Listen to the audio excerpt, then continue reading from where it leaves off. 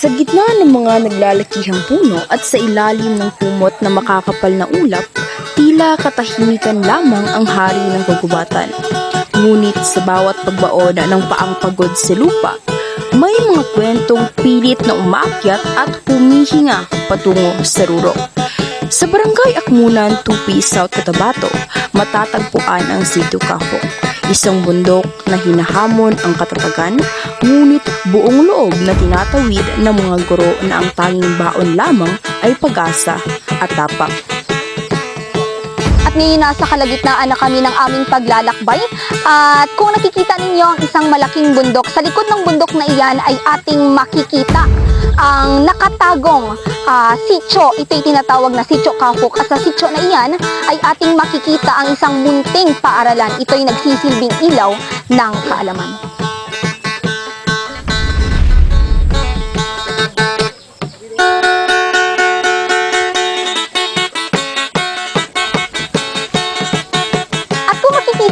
Ito ang matirik na daan na palaging dinadaanan ng mga guro. Hindi lang mga guro, kundi pati na rin ang mga mag-aaral.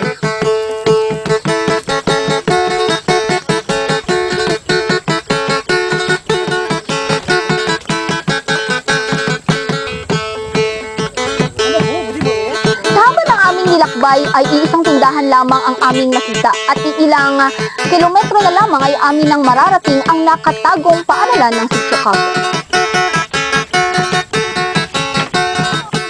Matapos ang ilang oras ng pakikipagtagisan sa matatarik na landas, sa wakas ay bumungad sa aming paningin ang isang tila nakatagong paraiso ng karunungan, isang munting paaralang nakakubli sa gitna ng kabundukan. Sa aming pagdating, sinalubong kami ng payapang katahimikan sa tuktok ng bundok. Sa paglubog ng araw, minabuti naming magpalipas ng dilim habang hinihintay ang bukang liwayway. Kasabay ng pagtilaok ng manok, musika ang bumungad sa aming umaga at mga yapak ng batang maliliit ang naging liriko ng kanta.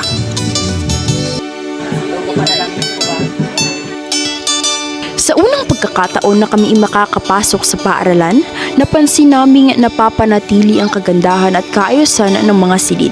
Nagpapatunay lamang na parang ginto kung kanilang alagaan ang kanilang munting paaralan. Sa muling pagakbang ng aming mga paa, dinala kami nito upang makita at makausap namin si Teacher Gay. First pa lang na ako nga na-assign diri. Siyempre from private teacher, nahimo ka nga public teacher, tapos pila lang kamo, 4 lang kami dere, so 3 lang ang teaching, kaya nga sa school head. So that time, kung baga na culture shock ka, then we have also language barrier, kay 100% IP, tapos ikaw, Bisaya ka nagsaka dere. So, mayara kami sa language barrier. Amo tong first kong challenge gid. Then, from private nga monograde imo nga ginhandelan, pagbalhin mo diri na multi-grade ka. So ano gid siya kaayo, unsaon man ako ni, unsaon man, yes, gabi ang adjustment kay unsaon man yung pagdi siyang dalawa ka grades. You have to discuss to other grade, tapos maghatag activities sa other grades. Diba challenging siya kung ano, so yes. Also gid ang ano pod nga ang iban gani hindi na magsaka diri is ang dalan. Since dati gid subong gani daw okay na kay kumbaga nakita ko gid ang transition sang kanami sa dalan dati kag subong kay dati ay hamot na lang. So what if kung wala sang teacher diri ano sila nga na good. So what if wala sang education diri, ano ang mahitabo sa ing-ani nga mga bata nga dira lang gasalig kumbaga dira sila gasalig sa imo nga i-change mo imo ilang nga life. So as a teacher nakana ko nga o sige challenge ni sa akon base ikaw pa ang maka-help sa ila. Nga good. Yeah. Siyempre, give and take lang. Blessing ka sa ila, mabless ka po sa ila. Kay sa mga lessons nga na-learn mo kung ano sila ka porsigido. Amo na ang nagpa-keep going sa akon kay makita mo abi nga uhaw sila sa education. Kag they really want to learn. Kag na-obserbaran so far. Ang namigid nila nga attitude is disiplinado gid sila. Kung ano yung mga hambal magpatigod kay maka-remember ko sa mga na-assign diri nga na sa good luck kayo dito sa baba kay magsabat-sabat ang mga pupils, magbato ang mga pupils, pero sila dire madala mo lang gisla istorya. Ano. So, para gihapon ang, kumbaga, respect ba? Para gihapon, may nabilin gihapon nga respect para sa mga teacher, sa mga attitude sa mga bata. You have to know your purpose. And you have to know kung, kumbaga, isipon mo kung naara ka diri. Why did you choose this path? Nga gi-choose mo ni nga career. You have to know that para kung if ever din ka man ma-assign sa sunod, kumbaga ba mo dapat imo purpose, imo mission, ano imo nga profession. Diba? We say teaching is a noble profession. So, dira pa lang, before ka mag-enter sini nga ano, dapat balaan mo na. Kay para anywhere ka, kung diin ka ma-assign, bukid ka man, patag ka man, or anywhere nga school nga hindi mo kilala, kumbaga, hindi ka ma-discourage ba? Kaya you know your purpose, you know your direction, kabalo ka nga, you have great gid imo nga role in nurturing the minds of others. So, if you have passion, if you have love sa mga bata, kag sa mga pupils, wala gid sa ang reason nga ma-discourage ka sa imo nga ginatahak nga path. So, the future educators, ang walang dina.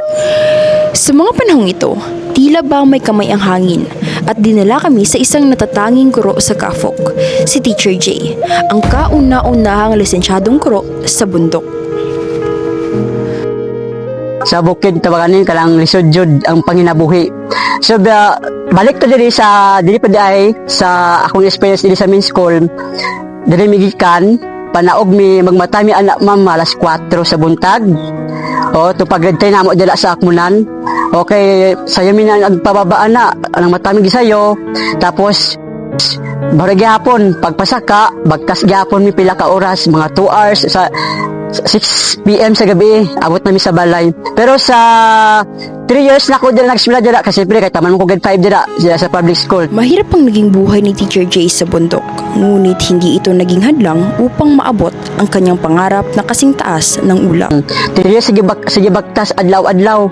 O usay sa kalisod among sudan na among balon na piso, among sudan na tuyo jud. Dila sa main school.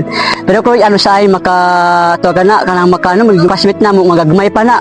Unya kami idalon kayo tigo. Kumbaga ba kami ako ang kuya god. O kaya ko mga classmate di ba pag grade 3 ang yala na 9 or 8 bala. Unya ako edad grade 3 ako 13. So dapat high school na di ba na. Pero naay mga discrimination mga anak god. Namon nadungog sa uban ng classmate nga ay dapat. Pero after na pag-graduate na ako, mao to, gi-encourage pud ko katong nag-sponsor sa ako nga sa akong May edad isang daw. pamilya ang bukas palad na kumukop kay Teacher J. Sila ang nagpaaral at nagbigay ng tulong sa binata upang makapag-aral sa ALS at makapagtapos ng kolehiyo. Mag-take karon sa amwa sabay ka sa batch nila ba.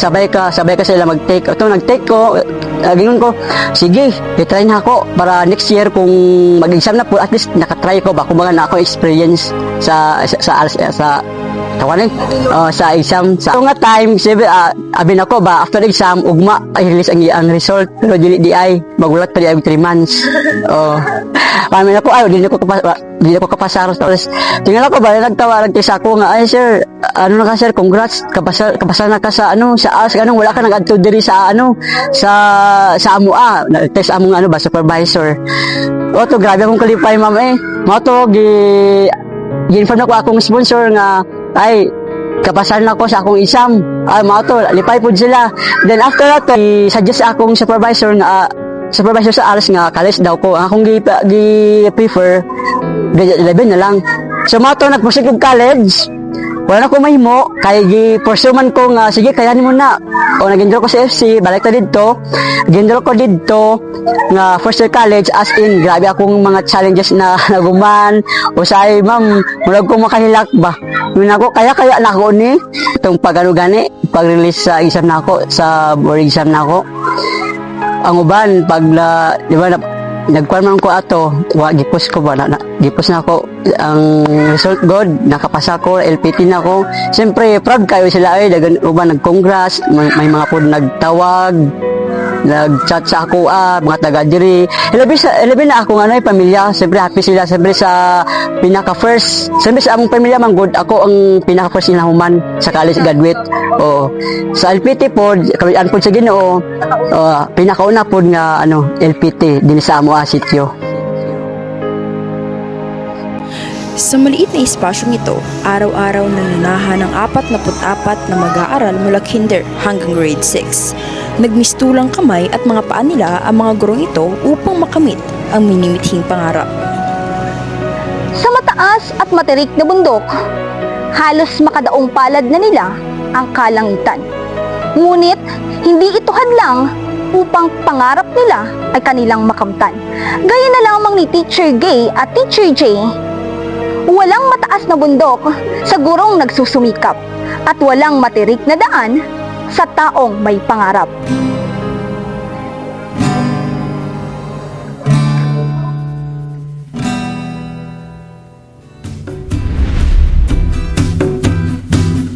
Salap di kalbong tubet laan di banu itlitag usampo yung kamu usampo buro ento baling suta nawa di banu kilan kafnu tarun kastifun kasafim laan